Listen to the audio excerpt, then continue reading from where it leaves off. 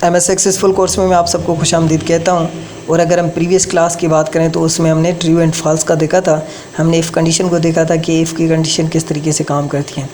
अब मज़ीद if condition को हम देखने वाले हैं। यहाँ पर देखें, मैंने कहा था कि अगर ए लेस देन है बी से तो हमें ट्रू नज़र आए, और अगर ए जो है ग्रेटर देन है बी के तो हमें इस तरीके से नज़र आए। मज़ीद और चीज़ों को हम प्रैक्टिकली समझ लेते हैं। देखें, अगर मैं यहाँ पर कर लेता हूँ 10, तो ए की वैल्यू भी 10 है, बी की वैल्यू भी 10 है। मैंने कहा ए जो है वो बी से छोटा है, तो आंसर आ जाए मेरा ट्रू, नहीं तो आंसर आ जाए फॉल्स। अब देखें, ए जो है बी से छोटा नहीं है, ए की वैल्यू और बी की वैल्यू सेम है, तो इस कंडीशन में हमारा क्या आंसर आएगा, इसको हम एक बार चला कर देखते हैं और उसके बाद हम इसको समझने की कोशिश करते हैं कि यहाँ पर हमारा आंसर क्या आएगा। मैं यहाँ पर जो है मैं इसको एक बार रन करता हूँ। रन करने के बाद यहाँ पर ओके करते हैं। ओके करने के बाद जैसे हम क्लिक करेंगे तो हमारा आंसर फॉल्स आ जाएगा। अब यहाँ पर समझने की बात ये कि सर हमारा आंसर यहाँ पर फॉल्स क्यों आ रहा है। तो यहाँ पर देखा जाए तो यहाँ पर कंडीशन क्या है, यहाँ पर कंडीशन ये है कि ए जो है वो बी से छोटा है। अगर देखा जाए नहीं, ऐसा कोई नहीं है, ए और बी जो है दोनों की दोनों सेम है, तो इस बिहाफ पे आपका आंसर आएगा फॉल्स। अगर यहाँ पर मैं लिख दूँ ए बी से छोटा है या बी के बराबर है, यहाँ पर आ जाता है या, इसका मतलब ये है कि ए की वैल्यू या तो बी से छोटी है यानी कि बी से कम है, और या तो बी के बराबर है। तो इसमें ये हो सकता है कि इसमें आंसर जो आपका है वो ट्रू आ सकता है। अब थोड़ा समझने की कोशिश ये करेंगे हम। देखें, ए की वैल्यू जो है वो बी की वैल्यू से कम नहीं है, मगर ए की वैल्यू जो है वो बी की वैल्यू के बराबर ज़रूर है। यहाँ पर मतलब है इसका कम।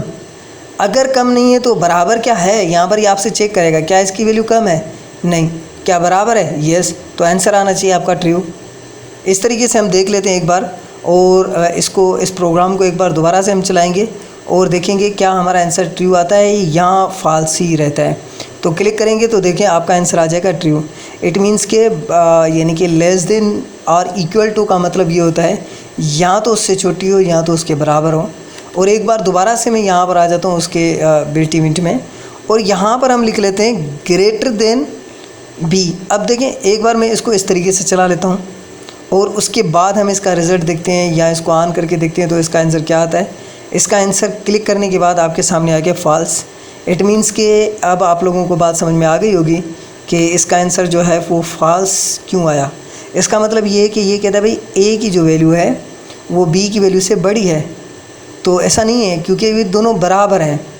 तो इसके लिए मैंने यहाँ पर अगर मैं लगा दूँ क्या ए की वैल्यू जो है वो बी की वैल्यू से बड़ी है, नहीं, बराबर है, यस, जैसे छोटी है, नहीं, बराबर है, यस, इसी तरीके से सेम आपका आंसर ट्रू में आना चाहिए।